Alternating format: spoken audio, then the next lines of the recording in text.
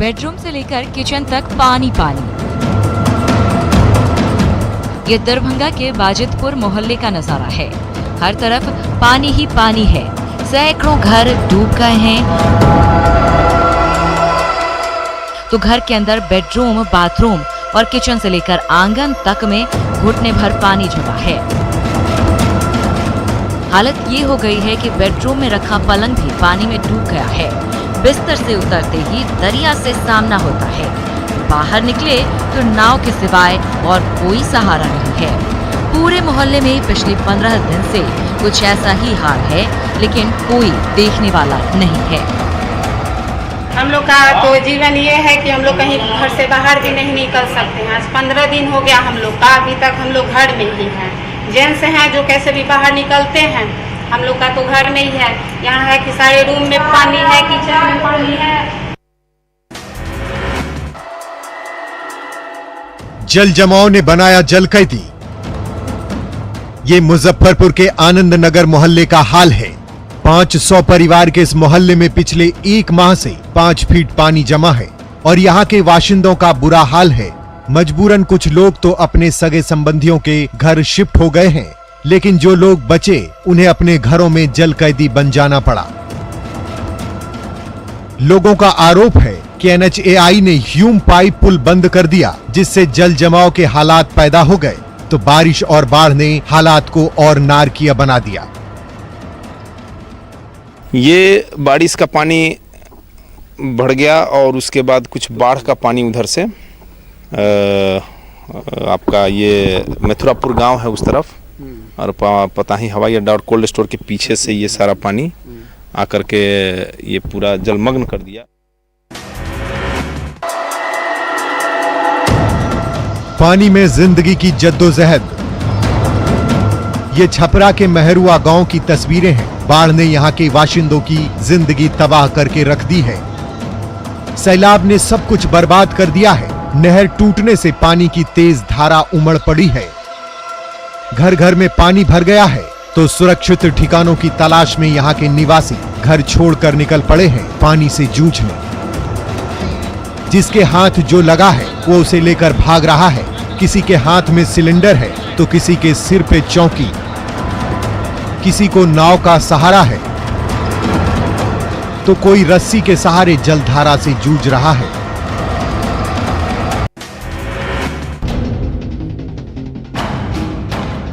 बाढ़ ने किया बर्बाद। तबाही की ये तस्वीर पटना के पातेपुर की है। बाढ़ के पानी ने यहाँ के बाशिंदों को कहीं का नहीं छोड़ा है। हजारों घर डूब चुके हैं और सिर छिपाने की छत नहीं बची है, तो आने जाने के रास्ते का भी अता पता नहीं बचा है। आखिर यहाँ के बाशिंदे जाएं तो कहां जाएं? चारों ओर पानी ही पानी है। ऐसे में नाव ही एकमात्र सहारा है। बाढ़ पीड़ितों ने किसी तरह से ऊंचे ठिकानों पर शरण तो ले रखी है, लेकिन उन तक किसी तरह की मदद नहीं पहुंची है। लगातार हम लोग 4 दिन 5 दिन से यहाँ दौरा कर रहे हैं। कमिश्नर से जब बात हम की तो DDC आए, DM अभी तक नहीं आई है और अभी तक आपदा घोषित नहीं। बाढ़ पीड़ित के कोई सरकारी किचन नहीं व्यवस्था हुआ है, पर्याप्त बिजली का व्यवस्था नहीं है।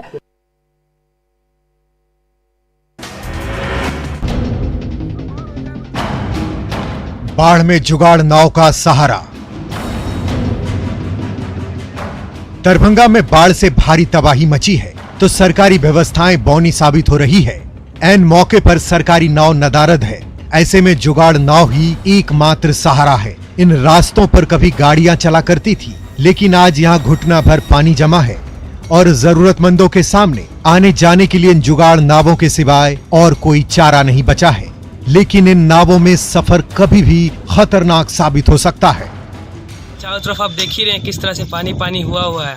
हम लोग तो जैसे तैसे रह रहे हैं, बहुत दिनों से घर से बाहर नहीं निकले हैं और पीने की पानी की तो इतनी दिक्कत हो रही है कि हम लोग की जो चापाकल है वो डूब गया है पानी में, और उसके कारण हम लोग को दिक्कत हो रहा है पानी लेने के लिए भी। और बात रहा बाहर जाने का, तो हम लोग बाहर जाके भी कोई सुविधा नहीं कर पा रहे हैं। बोट पर एम्बुलेंस। खगड़िया में बाढ़ ने तबाही मचा रखी है। बड़ी संख्या में गांव डूबे हुए हैं। लाखों ग्रामीण सैलाब में घिरे हुए हैं और उन तक कोई सुविधा नहीं पहुंच पा रही है। ऐसे समय में ये बोट एम्बुलेंस बाढ़ पीड़ितों के लिए वरदान साबित हो रही है। तबीयत बिगड़ने पर बाढ़ पीड़ित मिस्ड कॉल करते हैं तो ये बोट एम्बुलेंस पानी की तेज धारा को चीरती हुई उन तक पहुंच जाती है। इसमें फर्स्ट एड किट, जरूरी दवाइयां और ऑक्सीजन सिलेंडर तो होता ही है। बोट पर डॉक्टर और एएनएम भी मौजूद रहते हैं जो बिना देर किए इलाज शुरू कर देते हैं। एम्बुलेंस बोट है, ये जस्ट एम्बुलेंस के जैसे सुविधा देती है। ये अलौली प्रखंड अंतर्गत 4 पंचायत बाढ़ प्रभावित है। वहाँ हम लोग गांव-गांव जाके सब पेशेंट का इलाज करते हैं। किसी टाइप का इमरजेंसी होता है तो हम लोग वहाँ तुरंत पहुँचने का प्रयास करते हैं। नन्ही जान को कब लगेगा टीका? माँ की गोद में मुस्कुरा रही ये नन्ही जान 13 दिन पहले ही इस दुनिया में आई है। इसके माता पिता का घर बाढ़ के पानी में डूब गया है। मजबूरन 1 सप्ताह पहले पूरे परिवार को नेशनल हाईवे पर शरण लेनी पड़ी। अब यही झोपड़ी इसका आशियाना है। इतना वक्त गुजरने के बावजूद अब तक यहाँ स्वास्थ्य विभाग की टीम नहीं पहुँच पाई है और इस बच्ची को टीका नहीं लग सका है। ऐसे में नवजात का परिवार बेहद चिंतित है। देखने नहीं आया स्वास्थ्य विभाग के लोग? कोई नहीं आया सर, कोई स्वास्थ्य विभाग के कर्मचारी या कोई डॉक्टर कोई नहीं आया। घर नहीं जा सकते? घर नहीं जा सकते। खुशी है घर में बच्चा आया? बच्चा तो आया, घर में तो खुशी है ही है, फिर ऊपर से दुख भी है। क्या किया जाए, किधर लेके जाया जाए टीका के लिए। बाढ़ के पानी में अटखेलियां। मुजफ्फरपुर में बूढ़ी गंडक नदी ने तबाही मचा रखी है। सैकड़ों घर बार डूब गए हैं तो जमालाबाद के ये छोटे छोटे बच्चे बाढ़ में जल क्रीड़ा करने में मशगूल हैं। बाढ़ के पानी में इनके घर आंगन भले ही तालाब बन गए हैं, इन्हें इसका कोई गम नहीं है। ये बच्चे सैलाब में ही जश्न मना रहे हैं, जमकर खेल रहे हैं और छककर नहा रहे हैं। इनकी ये हरकत जानलेवा साबित हो सकती है, लेकिन इन्हें रोकने वाला कोई नहीं है।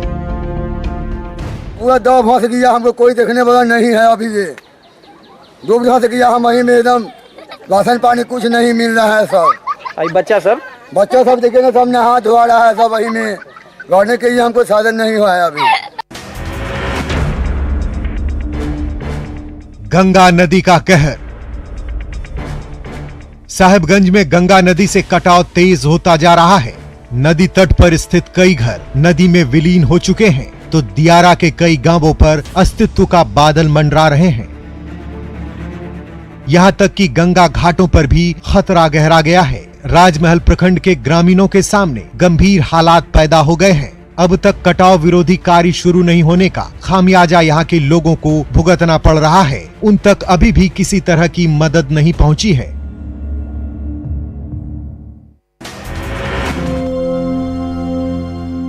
बाढ़ पीड़ितों की बड़ी मुश्किलें। सीतामढ़ी में बागमती और अधवारा समूह की नदियों का जलस्तर बेशक कम हो गया है, लेकिन बाढ़ पीड़ितों की मुश्किलें कम नहीं हो पा रही हैं। डुमरा प्रखंड के इस पुराने भवन में दर्जनों बाढ़ पीड़ितों ने शरण ले रखी है, लेकिन इन तक किसी तरह की मदद नहीं पहुंच पा रही है। पानी में घर बार तबाह होने के बाद अब इनके सामने रोजी रोटी की समस्या आ खड़ी हुई है। इनके पास अन्न का दाना तक नहीं बचा है। ऐसे में कभी चूल्हा जलता है तो कभी पानी पीकर गुजारा करना पड़ता है। पानी है, दाहर है, हम लोग मर रहे हैं। न मुखिया न वार्ड है, कुछ सुनबे नहीं करता है। कोई अबो करता है चेक इन तो उधरे से उधरे, इधर नहीं कि किसी को देख रहे हैं कि पानी कौन है असली पानी में है। ये तस्वीर कैमूर की NH2 की है,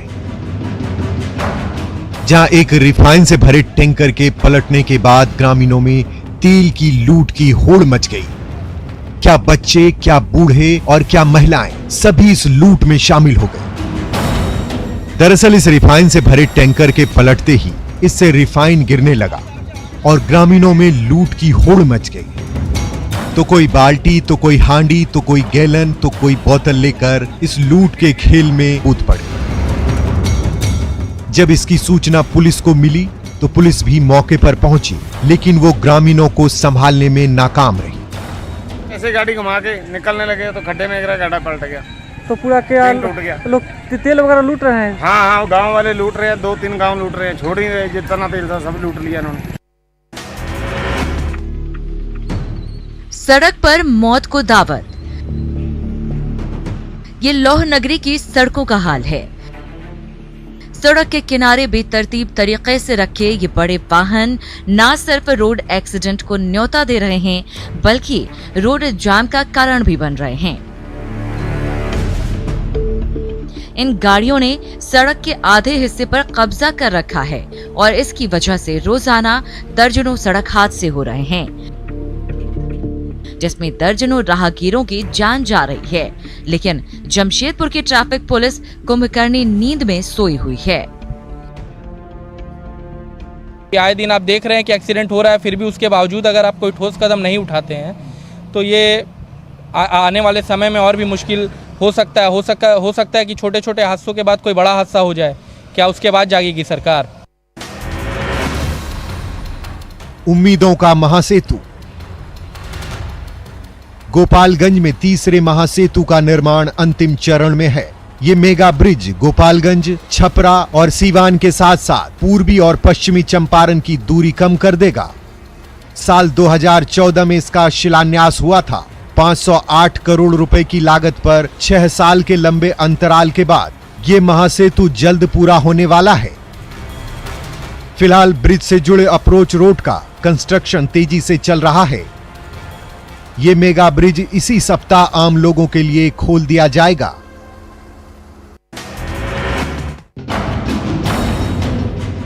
तबेला बना अस्पताल, टूटा फूटा भवन, गंदगी का अंबार और खूंटे पर बंधी भैंस। जी हाँ, ये नालंदा के अतिरिक्त प्राथमिक स्वास्थ्य केंद्र का नजारा है। ये अस्पताल भवन 12 साल पहले बनकर तैयार हुआ था, लेकिन स्वास्थ्य विभाग की लापरवाही के चलते यहाँ आज तक न डॉक्टर की पोस्टिंग हुई और न किसी मेडिकल कर्मचारी की। नतीजतन अब ये अस्पताल पशुओं का तबेला बनकर रह गया है। ऐसे में ग्रामीणों की मुश्किलों का ठिकाना नहीं है। लगभग 10-12 साल पहले बना था, अभी तक इसमें कोई न सीवर लगा, कभी कोई डॉक्टर भी तक नहीं आया है। ये स्थिति ऐसा है कि इसमें घास है, चपकल कवार के रखा हुआ, कोई भूसा, कोई जैसे तैसे अपना काम करता है।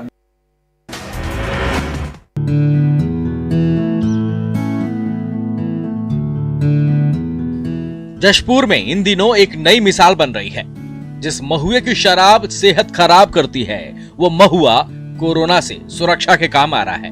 बेल्जियम से लाखों रुपए का पैकेज छोड़ जशपुर पहुंचे युवा साइंटिस्ट समर्थ जैन महुआ से सैनिटाइजर बना रहे हैं। समर्थ जैन ने ये तकनीक स्थानीय महिलाओं को भी सिखाई है और अब ये महिलाएं भी महुआ से सैनिटाइजर बनाकर कमाई कर रही हैं। ये महिलाएं रोज करीब 50 लीटर तक सैनिटाइजर बना लेती हैं। मुदकम नाम के सैनिटाइजर की मार्केट में खूब डिमांड भी है। देश के अलग अलग राज्यों के साथ विदेशों में भी महुआ से बने इस सैनिटाइजर का ऑर्डर मिल रहा है। कोरोना से जीत का जश्न। ये गुमला के कंटेनमेंट जोन इस्लाम नगर का नजारा है। सहिया सैयदा खातून कोरोना के खिलाफ जंग जीतकर वापस घर लौटी हैं। ऐसे में मोहल्ले वासियों की खुशी का ठिकाना नहीं है। उन्होंने पटाखे जलाकर कुछ इस अंदाज में उनका स्वागत किया। स्वास्थ्य विभाग की गाड़ी से जैसे ही सहिया सैयदा खातून वापस घर लौटी, उन्हें फूल माला पहनाई गई और फिर पटाखे भी छोड़े गए।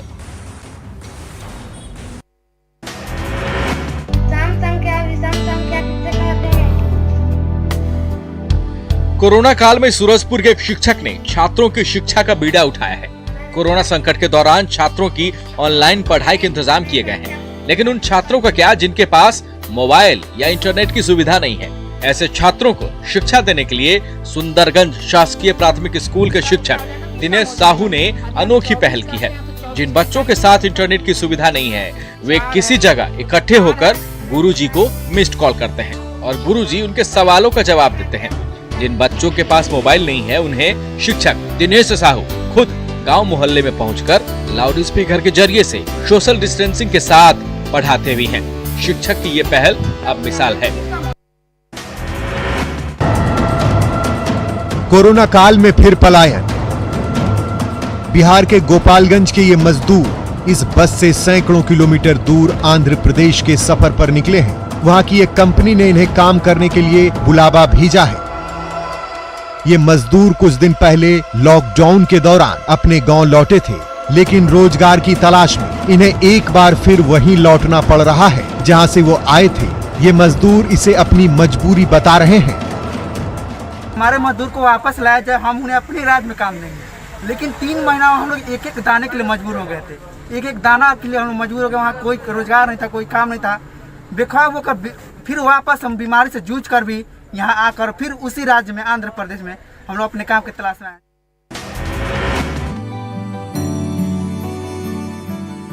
हाईटेक नर्सरी में हरियाली।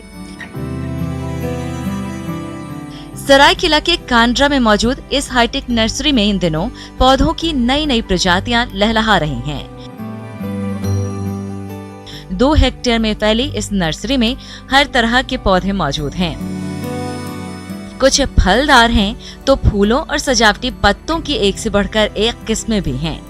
वन विभाग के जन वन योजना के लाभुकों से लेकर आम लोग भी यहाँ से पौधे लेकर जा रहे हैं। पूरे इलाके में हरियाली फैलाने में इस नर्सरी का अहम योगदान माना जा रहा है।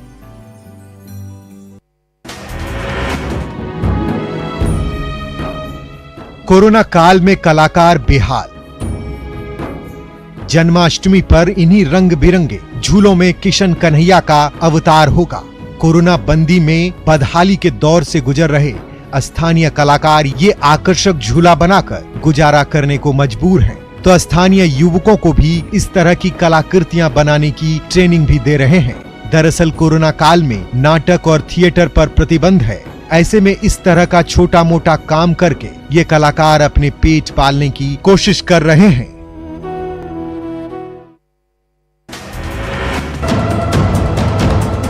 कैद में शरारती बंदर। बेतिया के ग्रामीणों ने जुगाड़ टेक्नोलॉजी की मदद से इन उत्पाती बंदरों को कैद कर लिया है, लेकिन वन विभाग इन्हें ले जाने को तैयार नहीं है। ऐसे में इन बंदरों को रखने में काफी परेशानी हो रही है। दरअसल इन बंदरों ने पिछले 10 साल से बेतिया के ग्रामीणों को परेशान कर रखा है। बड़ी संख्या में फसल बर्बाद कर दी है, कई घर तोड़ फोड़ दिए हैं, तो कई ग्रामीण भी इसका शिकार बन चुके हैं। लाख गुहार के बावजूद जब वन विभाग ने बंदरों पर लगाम लगाने की फरियाद नहीं सुनी, तो ग्रामीणों ने खुद जुगाड़ टेक्नोलॉजी की मदद से इन्हें कैद कर दिया।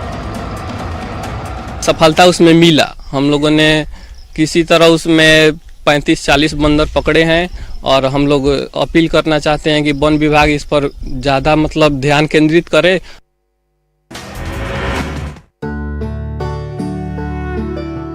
हनुमान भक्त तमन्ना। ये है पर्यटन विभाग के कर्मचारी मोहम्मद तमन्ना। इनकी जितनी आस्था पैगंबर साहब में है, उतनी ही भगवान शिव और हनुमान में भी है। साल 1987 में इन्होंने अपनी कमाई और चंदे के जरिए ये मंदिर बनवाया, जहां देश के हर कोने से पवित्र पत्थर लाकर स्थापित किया। कन्याकुमारी से पीपल का पौधा लाकर मोहम्मद तमन्ना ने मंदिर में लगाया था, जो आज विशाल वृक्ष बन चुका है। वो अन्य श्रद्धालुओं के साथ हर दिन मंदिर में पूजा पाठ करते हैं, तो साफ सफाई से लेकर मंदिर का हर काम खुद करते हैं। उनका मानना है कि राम और रहीम दोनों एक हैं। शिक्षा मंत्री ने लिया एडमिशन। ये है झारखंड के शिक्षा मंत्री जगन्नाथ महतो। बोकारो के देवी महतो इंटर कॉलेज के एडमिशन काउंटर में उन्होंने 11वीं का फॉर्म भरा। दरअसल मंत्री महोदय ने 1995 में मैट्रिक परीक्षा पास की थी। इसके बाद उनका पढ़ाई लिखाई से नाता छूट गया। हाल में जब वो शिक्षा मंत्री बने तो विपक्षी दलों ने 10वीं पास शिक्षा मंत्री कहकर उन पर तंज कसा। इसे चुनौती मानते हुए उन्होंने आगे की पढ़ाई शुरू करने का फैसला लिया। कि 10वीं पास शिक्षा मंत्री क्या करेंगे, हम कुछ करने के लिए मेरा जज्बा है और उस जज्बा को बेहतर करने के लिए हम पढ़ेंगे भी और बेहतर पढ़ाएंगे भी। झारखंड क्षेत्र में हम मैट्रिक 95 में किए, हम सारा काम देखते हुए। झारखंड के मुख्यमंत्री हेमंत सोरेन आज अपना 45वां जन्मदिन मना रहे हैं। इस मौके पर रांची में जेएमएम कार्यकर्ता और उनके समर्थकों ने केक काटा और शुभकामनाएं दी। वहीं उनके जन्मदिन पर प्रधानमंत्री नरेंद्र मोदी समेत कई नेताओं ने बधाई और शुभकामनाएं दी। प्रधानमंत्री नरेंद्र मोदी ने ट्वीट करते हुए लिखा कि झारखंड के मुख्यमंत्री को जन्मदिन की शुभकामनाएं, ईश्वर उन्हें एक स्वस्थ जीवन प्रदान करे। वहीं पश्चिम बंगाल की मुख्यमंत्री ममता बनर्जी ने भी ट्विटर पर बधाई दी। झारखंड के मुख्यमंत्री को न्यूज 18 बिहार झारखंड की ओर से ढेर सारी शुभकामनाएं और उन्हें ईश्वर इसी तरह अपने जीवन पथ पर अग्रसारित करते रहें। नए लुक में नंदन पहाड़। कोरोना काल में देवघर के प्रसिद्ध पर्यटन स्थल नंदन पहाड़ में वीरानी छाई है, तो ऐसे में प्रशासन की ओर से नंदन पहाड़ को नया रंग रूप देने की पहल की गई है। खाली समय का सदुपयोग करते हुए नंदन पहाड़ के सौंदर्यीकरण का काम शुरू होने वाला है। नंदन पहाड़ को और साधन संपन्न बनाने के लिए पर्यटन विभाग से रकम मांगी गई है। उम्मीद है जल्द ही ये पूरा इलाका नए लुक में न सिर्फ सामने आएगा, बल्कि कोरोना की बंदिशें समाप्त होने के बाद यहाँ पहुँचने वाले पर्यटक इसका भरपूर लुत्फ उठा सकेंगे।